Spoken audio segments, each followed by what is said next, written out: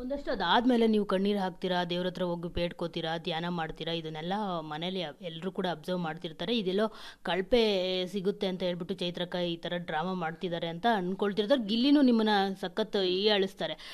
So ಎಲ್ಲೋ ಒಂದು ಕಡೆ ಚೈತ್ರ ಮತ್ತು ರಜತ್ ಅವರು ಹೋಗೋವರೆಗೂ ಅಣ್ಣ ತಂಗಿ ಆಗಿರ್ತಾರೆ, ಒಂದು ವೀಕ್ ಆದಮೇಲೂ ಅಣ್ಣ ತಂಗಿ ಆಗಿರ್ತಾರೆ. ಅದಾದಮೇಲೆ ಎಲ್ಲವೂ ಕೂಡ ಉಲ್ಟಾ ಪಲ್ಟಾ ಆಗುತ್ತಾ, ಇಬ್ಬರು ವಿರೋಧಿಗಳಾಗಿ ಪರಸ್ಪರ ನಿಂತ್ಕೊಳ್ತಾರೆ ಅಂತ ಅನ್ಸುತ್ತಾ? ಎಲ್ಲೋ ಒಂದು ಕಡೆ ಚೈತ್ರ ಅವರು ರಜತ್ ಮೇಲೆ ಇಟ್ಟಿದ್ದ ಒಂದು ವಿಶ್ವಾಸ ಏನಿದೆ ಅಣ್ಣ ಅಂತ, ಅದನ್ನು ಅವರು ಕಳೆದುಕೊಂಡ್ರ ಹೇಗೆ ಏನು ಅಂತ? ಯಾಕಂದರೆ ನಿಮ್ಮನ್ನ ಮತ್ತೆ ಪದೇ ಪದೇ ಸುಳ್ಳಿ ಸುಳ್ಳಿ ಅಂತಾನೆ ಅಂತಿರ್ತಾರೆ.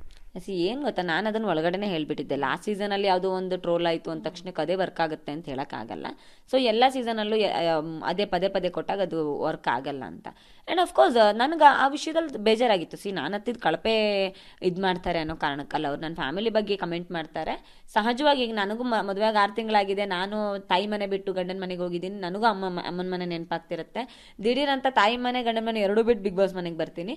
ಸೊ ಎಲ್ಲ ಒಂದು ಕಡೆ ನಾವು ಎಮೋಷ್ನಲಿ ವೀಕ್ ಆಗಿರ್ತೀವಿ, ಆ ಡೈಲಮದಲ್ಲೇ ಇರ್ತೀವಿ. ಸೊ ಈ ಸಂದರ್ಭದಲ್ಲಿ ಯಾರೋ ನಮ್ಮ ಫ್ಯಾಮಿಲಿ ಬಗ್ಗೆ ಕಮೆಂಟ್ ಮಾಡಿದಾಗ ಸಹಜವಾಗಿ ಅದು ಬೇಜಾರಾಗುತ್ತೆ.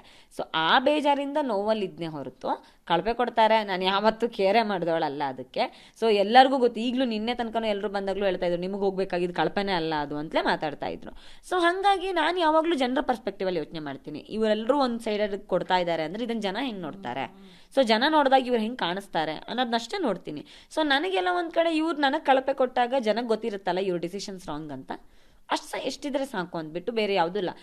ಹಾರ್ಟ್ಲಿ ಕೆಲವ್ದು ಆಗೋ ನೋವುಗಳು ಬೇರೆಯವ್ರಿಗೆ ಅರ್ಥ ಆಗಲ್ಲ. ಬಿಕಾಸ್ ಈಗ ನಾನು ಮದುವೆಗೆ 6 ತಿಂಗಳಾಗಿದೆ, ನನ್ನ ಡೈಲಮಗಳೇನು ಅಂತ ನನಗೆ ಮಾತ್ರ ಅರ್ಥ ಆಗುತ್ತೆ, ಬೇರೆಯವ್ರಿಗೆ ಹೆಂಗೆ ಅರ್ಥ ಆಗುತ್ತೆ? ಸೊ ಅದರಿಂದ ದಿಢೀರ್ ಒಳಗಡೆ ಬಂದಾಗ ಯಾರೋ ಫ್ಯಾಮಿಲಿ ಬಗ್ಗೆ ಕಮೆಂಟ್ ಮಾಡಿದಾಗ ಸಹಜವಾಗಿ ನನಗೆ ನೋವಾಗುತ್ತೆ. ನಾನು ಅದನ್ನು ಒಳಗಡೆನೆ ಹತ್ತಿಕೊಂಡು ಕೂತ್ಕೊಂಡ್ರೆ ಅಲ್ಲಿ ಇನ್ನಷ್ಟು ಮೆಂಟಲಿ ನಾವು ಇದಾಗ್ತೀವಿ, ವೀಕ್ ಆಗ್ತೀವಿ. ನಾನು ಬಿಗ್ ಬಾಸ್ನಲ್ಲಿ 11 ಸೀಸನಲ್ಲಿ ಕಲ್ತಿದ್ದು ಒಂದೇ, ಅಳು ಬಂತ ಹತ್ತು ಬಿಡಬೇಕು, ಕೋಪ ಬಂತ ಕೋಪ ಮಾಡ್ಕೊಂಡ್ಬಿಡ್ಬೇಕು, ಖುಷಿ ಬಂತ ನಕ್ ಬಿಡಬೇಕು. ಬಿಕಾಸ್ ನೀವು ಎಷ್ಟು ಒಳಗಡೆ ಎಮೋಷನ್ಸ್ನ ಕಂಟ್ರೋಲ್ ಮಾಡ್ಕೋತೀರಾ ಬಿಗ್ ಬಾಸ್ ಮನೆ ಒಳಗಡೆ, ಅಷ್ಟು ನೀವು ವೀಕ್ ಆಗ್ತೀರಾ. ನೀವು ಎಮೋಷನ್ಸ್ಗಳನ್ನು ಎಕ್ಸ್ಪ್ರೆಸ್ ಮಾಡದೆ ಹೋದರೆ ಇನ್ನಷ್ಟು ಮೆಂಟಲಿ ವೀಕ್ ಆಗ್ತೀರಾ, ಇನ್ನಷ್ಟು ನೀವು ಡಿಪ್ರೆಷನ್ಗೆ ಹೋಗ್ತೀರಾ. ಅದು ಆಗಬಾರ್ದು. ನನಗೆ ಬೇಜಾರಾಯ್ತಾ ನಾನು ಅಳ್ತೀನಿ. ಆ್ಯಂಡ್ ಇನ್ನೊಬ್ಬರು ಕಮೆಂಟ್ಗಳ ಬಗ್ಗೆ ನಾನು ಯಾವತ್ತೂ ಯೋಚನೆ ಮಾಡಲ್ಲ. ರಜತ್ ಮತ್ತೆ ನಿಮ್ಮ ಒಂದಷ್ಟು ಅದೇ ಆ ಇನ್ಸಿಡೆಂಟ್ ಸಂದರ್ಭಗಳಲ್ಲಿ ಆಗಿದೆ. ಸೊ ನನಗೆ ಏನು ಅವ್ರು ಹೇಳಿರೋದು ನನಗೆ ನೋವಾಗಿದೆ, ನಾನು ಅದನ್ನು ನೇರವಾಗಿ ಹೇಳಿದ್ದೀನಿ ಅಷ್ಟೇ. ಸೊ ಅದ್ರ ಬಗ್ಗೆ ಇನ್ನಷ್ಟು ನಾನು ಚರ್ಚೆ ಮಾಡೋದು ನನಗೆ ಇಷ್ಟನೇ ಇಲ್ಲ. ನಾನು ಅದನ್ನು ನೇರವಾಗಿ ಅದನ್ನ ನಂತರನೂ ಹೇಳಿದ್ದೀನಿ. ನನಗೆ ಬೇರೆಯವರು ಕಾವ್ಯವರೆಲ್ಲ ಬಂದಾಗ ಕೇಳಿದಾಗ ನಾನು ಹೇಳಿದ್ದೀನಿ ನನಗೆ ಅದ್ರ ಬಗ್ಗೆ ಡಿಸ್ಕಸ್ ಮಾಡೋಕೆ ಇಷ್ಟ ಇಲ್ಲ. ನಿಮ್ಮದು ಮತ್ತು ರಜತ್ ಅವ್ರದ್ದು ಅಣ್ಣ ತಂಗಿ ಬಾಂಧವ್ಯ ಕಂಟಿನ್ಯೂ ಆಗುತ್ತಾ? ಅದು ಗೊತ್ತಿಲ್ಲ. ಥಿಂಗ್ ಏನು ಅಂತ ಕೇಳಿದ್ರೆ ನನಗಿರೋ ನೋವುಗಳೇ ಬೇರೆ. ಸೊ ನನ್ನ ಪ್ರಾಬ್ಲಮ್ಸ್ಗಳೇ ಬೇರೆ. ನಾನು ಅದನ್ನು ಇನ್ನೊಬ್ರಿಗೆ ಹೇಳಿಸಿ ಅರ್ಥ ಮಾಡಿಸಿ ನಂಗೆ